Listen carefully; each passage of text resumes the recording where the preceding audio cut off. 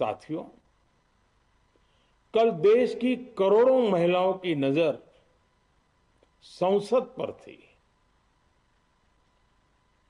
देश की नारी शक्ति देख रही थी।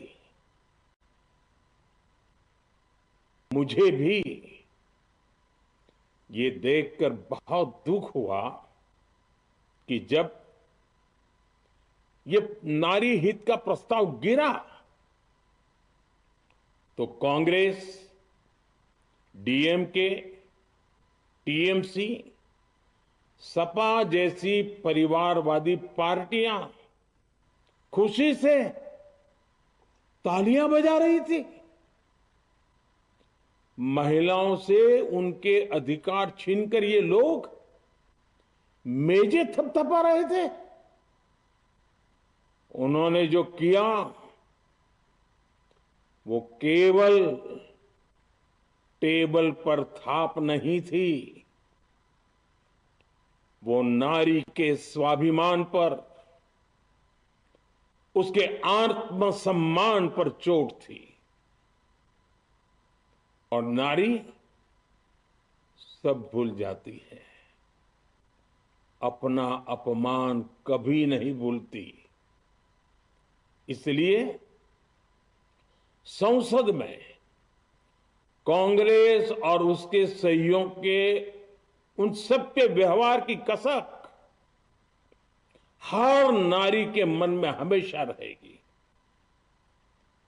देश की नारी जब भी अपने क्षेत्र में इन नेताओं को देखेगी तो वो याद करेगी कि इन्हीं लोगों ने संसद में महिला आरक्षण को रोकने का जश्न मनाया था, खुशियां मनाई थी।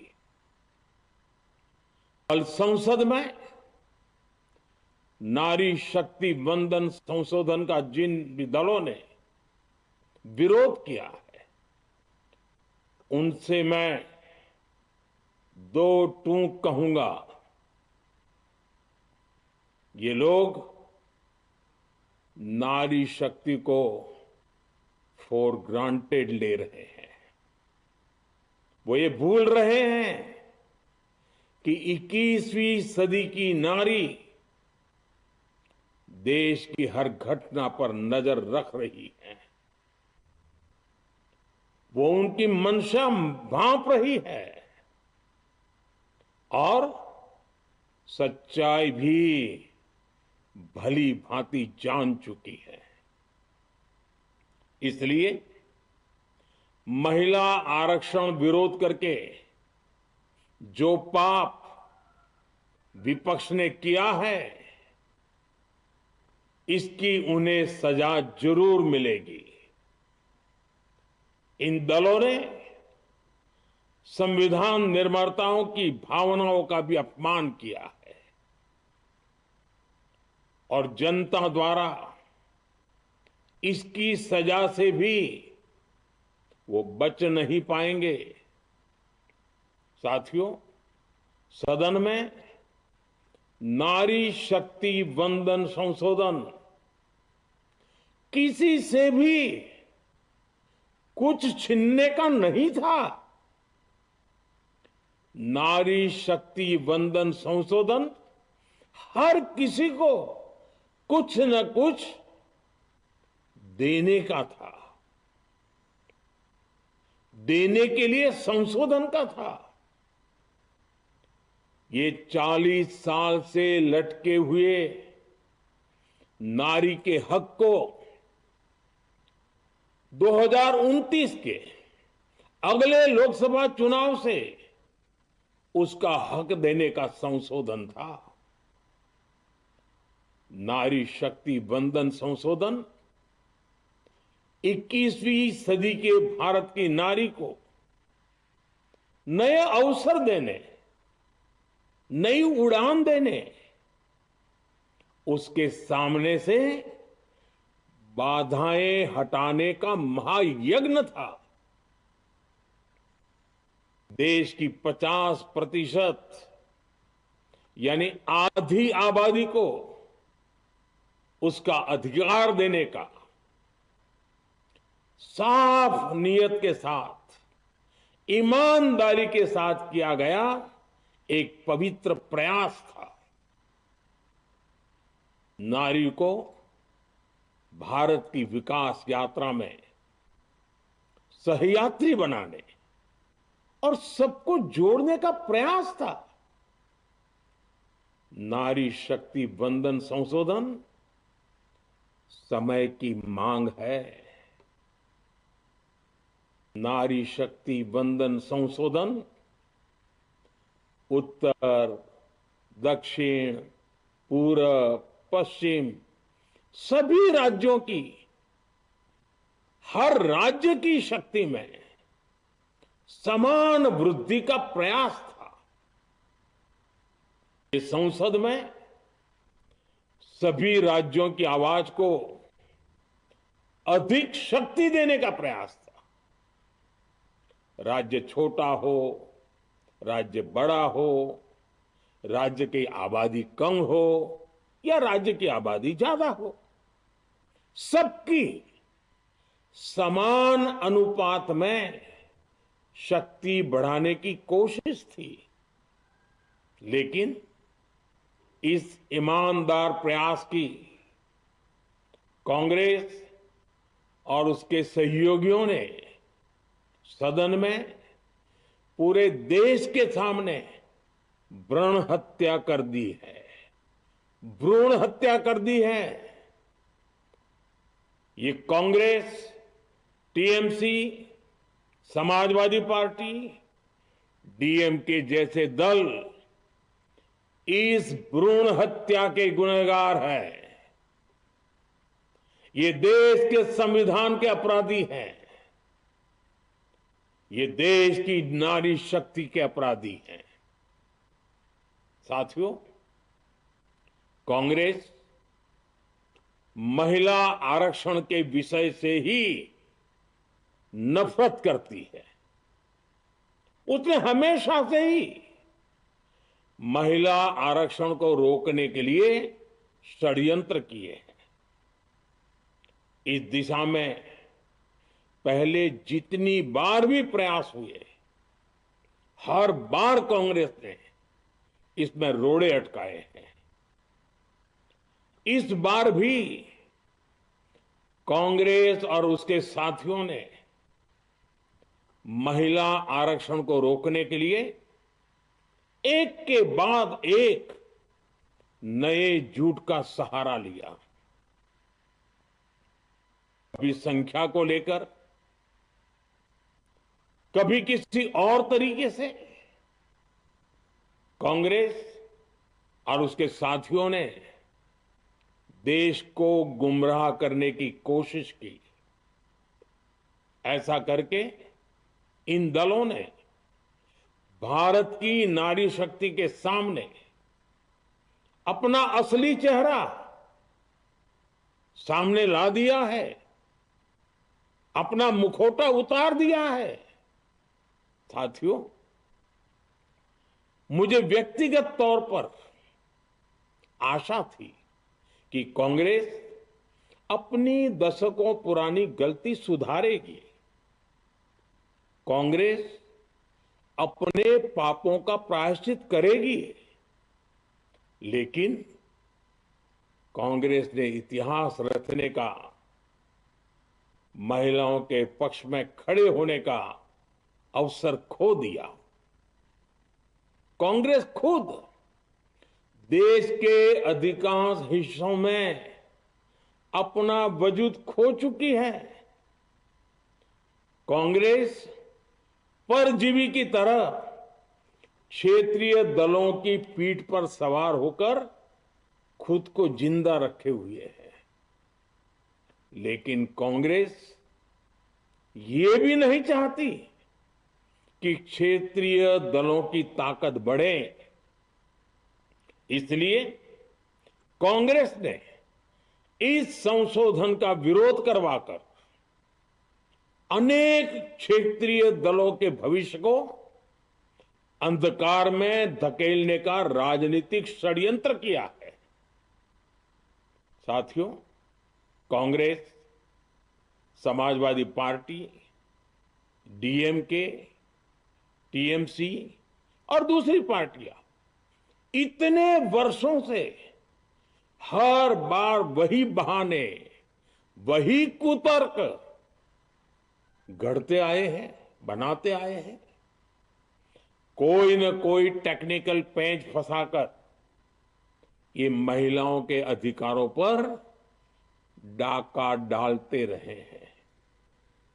देश राजनीति का ये भद्दा पैटर्न बराबर समझ चुका है और उसके पीछे की वजह भी जान चुका है।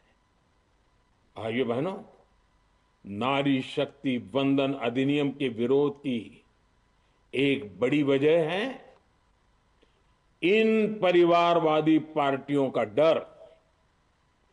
इन्हें डर है अगर महिलाएं सशक्त हो गई तो इन परिवारवादी पार्टियों का नेतृत्व खतरे में पड़ जाएगा। ये कभी नहीं चाहेंगे कि उनके परिवार के बाहर की महिलाएं आगे बढ़े।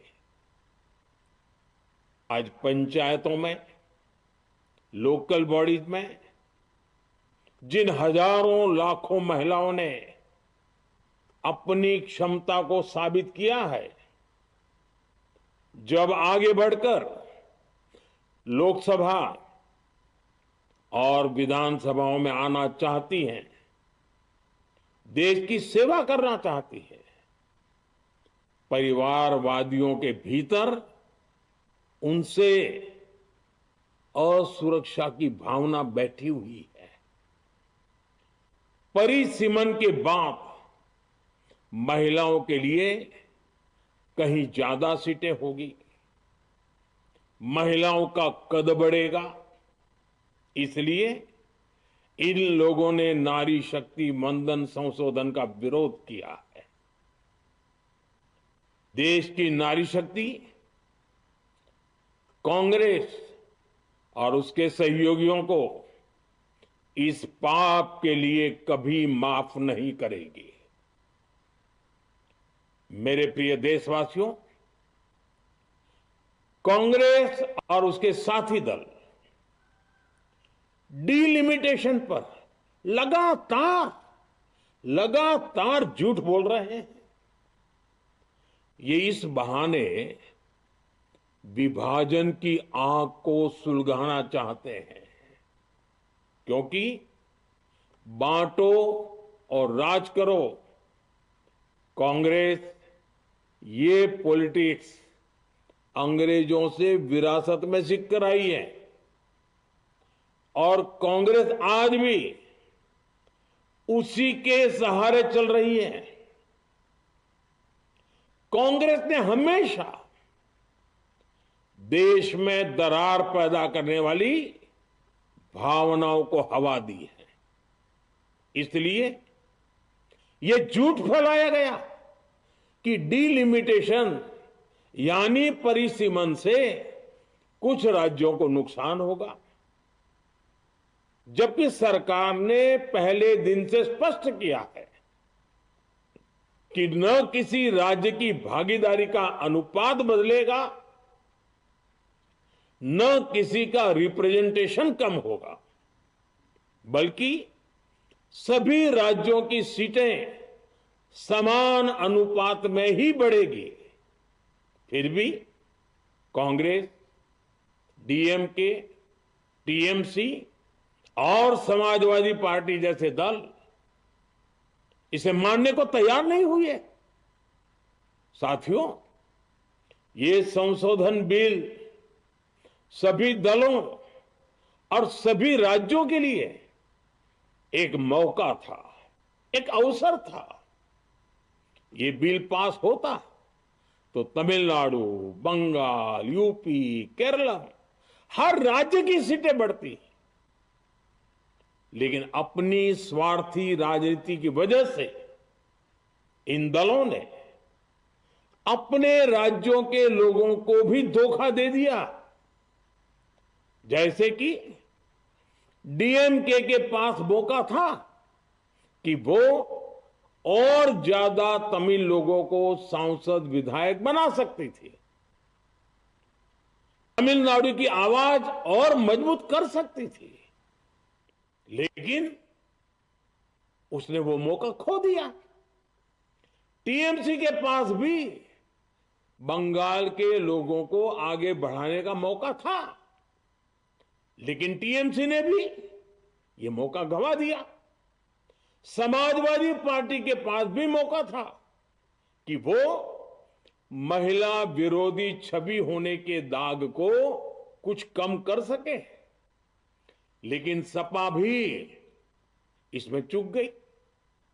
समाजवादी पार्टी लोहिया जी को तो पहले ही भूल चुकी है। सपा ने नारी शक्ति वंदन संशोधन का विरोध करके लोहिया जी के सारे सपनों को पैरों तले रौंद दिया है।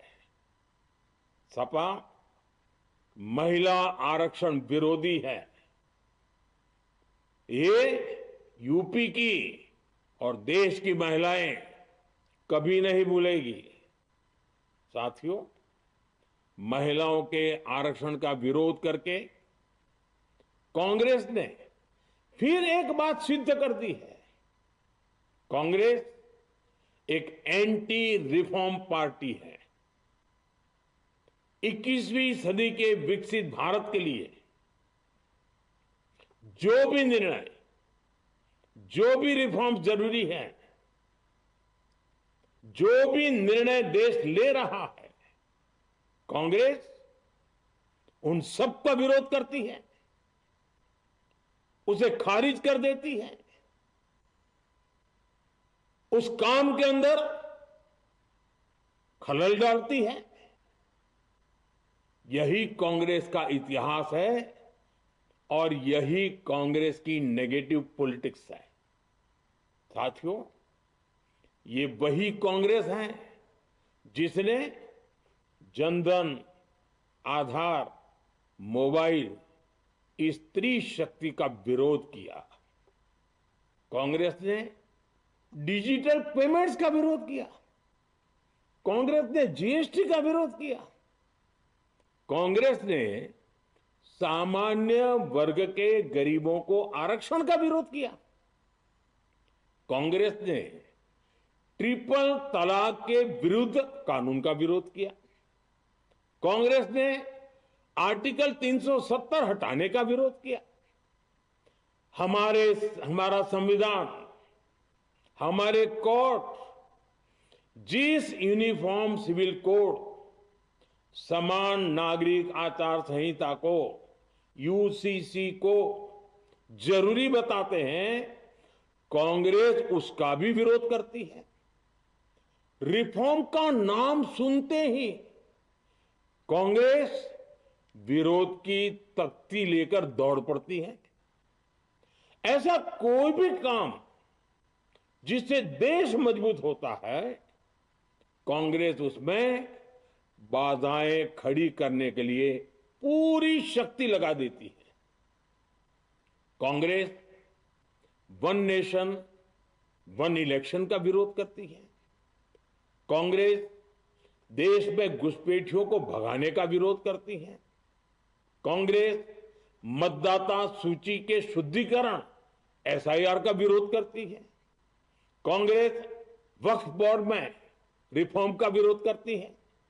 साथियों, कांग्रेस ने शरणार्थियों को सुरक्षा देने वाले सीएए कानून तक का विरोध किया। इस पर झूठ बोलकर, अफवाहें फैलाकर देश में बवंडर खड़ा कर दिया। कांग्रेस माओवादी नक्सली हिंसा को समाप्त करने के देश के प्रयासों में भी रुकावटें डालती है। कांग्रेस का एक ही पैटर्न रहा है, कोई भी रिफॉर्म आए तो झूठ बोलो, भ्रम फैलाओ। इतिहास साक्षी है, कांग्रेस ने हमेशा यही नेगेटिव रास्ता चुना है। साथियों, जो भी कार्य देश के लिए जरूरी फैसला होता है, कांग्रेस इसको कारपेट के नीचे डाल देती है। कांग्रेस के इसी रवैये की वजह से भारत विकास की उस ऊंचाई पर नहीं पहुंच पाया जिसका भारत हकदार है। आजादी के समय उस दौर में हमारे साथ और भी कई देश आजाद हुए थे। ज्यादातर देश हमसे बहुत आगे निकल गए और इसकी वजह थी कि कांग्रेस हर रिफॉर्म को रोककर बैठी रही।